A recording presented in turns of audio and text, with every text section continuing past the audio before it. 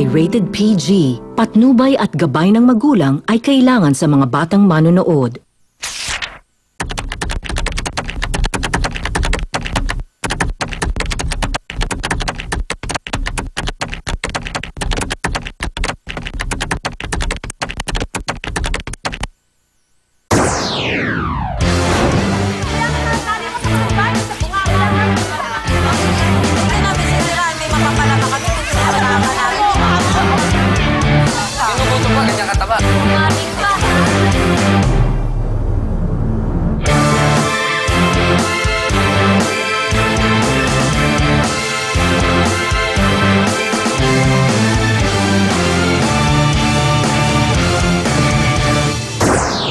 Pagbabayin ko kayo eh!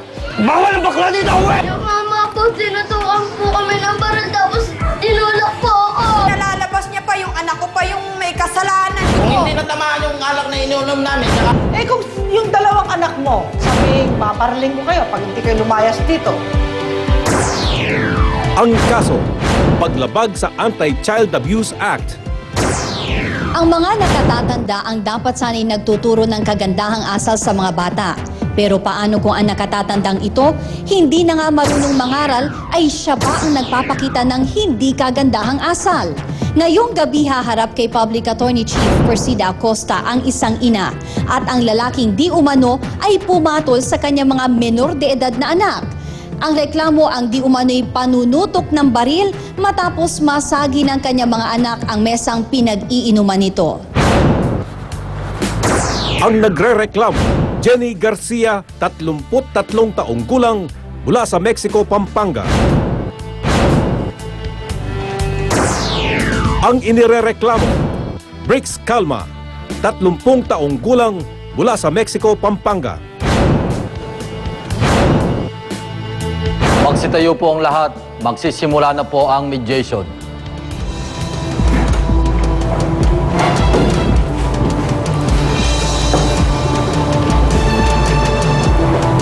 Mangyaring maupo na po ang lahat. Chief, eto na po ang reklamo. Ang nais ko lamang madinig ay pawang totoo, walang labis, walang kulang. Aling Jenny, maaari mo bang isalaysay ang mga pangyayari sa likod ng iyong reklamo? December 26 po, 5 p.m. Umuwi po yung anak ko, inutusan ko po yan, galing po siya sa tindahan. Pagbalik po, umiiyak na po. Oh, bakit? Yung mama po, tinutukan po kami ng baril tapos tinulak po ako. Kasi po mama, naglalaro lang po sila nila Jaser. Bigla pong nasagi po ni Jaser yung yung bote ng alak. Bigla natapon. Tapos bigla siya tinulak ng mama. Tapos Ilang taon na ang anak mo? Yung isa po, 6 na taon, yung isa po, 16 anyos. Pareho silang minor de edad. Ano pa kanilang sinabi? Sabi ko, bakit ano nangyari? Kasi ma, sabi po ng 16 anyos kong anak, nagulat ako, tinulak siya. Tinayo ko. Tapos pagtayo kong ganun sa kanya, mama, tinutukan na kami ng baril. Yung baril na parang pambaril ng ibon, sabi niya. Teka, babae ba o lalaki ang dalawang anak mong ito? Lalaki po parehas. Parehong lalaki? Opo. Sino yung nanutok? Siya po. Ano ang kanyang pangalan? Reggie lang po pero yung tunay niya daw pong pangalan, Brix daw po. Magkapit-bahay ba kayo? Hindi po, may kalayuan po. Siguro po 15 bahay ang layo po bago po yung sa kanila. Isalaysay mo nga ng maayos kung papaano inirelay sa'yo ng iyong dalawang anak ang mga pangyayari. Dalawa po silang umuwi, sabay. Kasi mama, sabi po nung 16 anyos ko nga pong anak, tinulak si Jaser, yun nga pong maliit kong anak na 6 na taon. Bakit siya tinulak? Kasi mama, sabi niyang ganon, yung pinag-iinuman nila Kuya Reggie ng alak doon sa tindahan, natabig ni Jaser, naglalaro siya, natapon yung alak nila. Tinulak siya, tinayo ko. Tapos ang tinayo ko, pag-arap namin sa kanya. Labi, gusto mo sampulan kita nito, ha? Wala. Nano ka ba niya? Ikaw pa, isa pa, yung kapatid mo pagsabihan mo, ha? Oo. Bawal ang bakla dito, umuwi na kayo! Lasinggero. Bago kayo pagbabayan, umuwi na kayo! So ano naramdaman mo nung malaman mo ang ginawa ni Brick sa dalawa mong anak? Nagalit po ako, kaya lang po kasi nagtanong po muna ako doon sa talagang iba pang mga nakakita kung ano po talaga yung nangyari. Dahil kasi... Mare. Yung anak ko maliit, di ba, dumaan dito kanina, may binili. Umiyak kanina. Ano ba talaga yung nangyari? Oo, kasi si Briggs, tinutukan yung anak mong maliit ng baril Tinutukan ng baril? Oo. Umiiyak nga yung anak mo Yung pagka nakakainom lasing kasi Sabi nung may No tindahan. po. Sabi ko... Nalaman ba ng asawa mo? Opo, nalaman po. Ano Kaya kanyang nga po reaksyon? nung nalaman nung gabing umuwi po yung mister ko galing po sa trabaho, susugurin po sana siya. Inisip ko naman po, sinabi ko kung susugurin siya, nakainom po ito, baka po mamaya, ano po ang mangyari, magpang-abot po sila, hindi po maganda ang maging kahinatnan nung kanilang pang-abot. Kaya sabi ko, hayaan mo muna, sabi ko may masmasan, bukas kakausapin ko yung asawa niya at saka yan sabi ko pupuntahan ko sa bahay nila para malaman ko kung ba't ginanyan niya yung anak mo. Pinuntahan nyo kinabukasan? Opo, pinuntahan ko po siya. Ano Sabi po, naganap?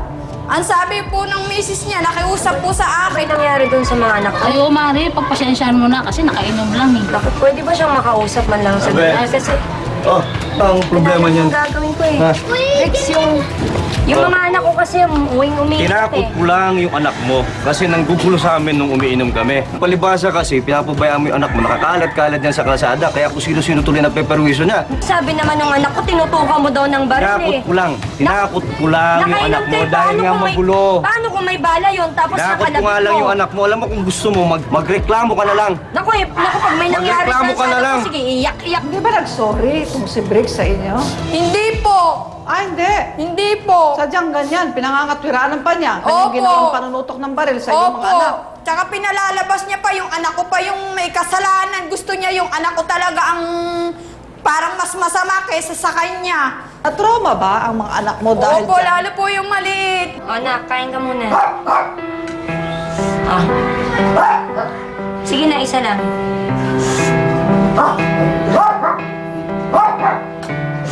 Tama na, anak. Sige na. Oo na. Sige, kasapin mo na. Hindi ko nga po sinama kasi pagka nakikita siya para pong Nangangatok. natatakot na po sa kanya. Natutukan sila at nagtatakbo sila o inintay na lang nila na bariling sila? Inintay po nila na paalisin sila nito. Sige, lumayas na kayo. Umuwi na kayo. Pinalayas niya? Opo. Doon pa lang po umuwi. Tapos pag uwi nga po sa akin, ganun na. Umiiyak na po yung mga anak ko. Takot at matinding galit daw ang naramdaman ni Jenny Garcia nang malamang tinutukan ng baril ng kapitbahay na si Briggs Calma ang kanyang 2 minor de edad na anak. Matinding trauma daw ang naranasan ng mga bata, partikular na ang kanyang 6 na taong gulang na bunso na matapos ang nangyari ay madalas na raw natulala at hindi pa makakain. Ang sigaw ngayon ni Jenny, hustisya para sa kanyang mga anak na inapi raw ng kanyang kapitbahay. May arap po ng inuman namin. Kaya nga bakla ganun, pero hindi na malande pagka gumaganon. Kung hindi natamaan yung alak na iniunom namin, mga ganyan, tapos ganyan na pong ganyan sa... Para takutin ang mga takutin.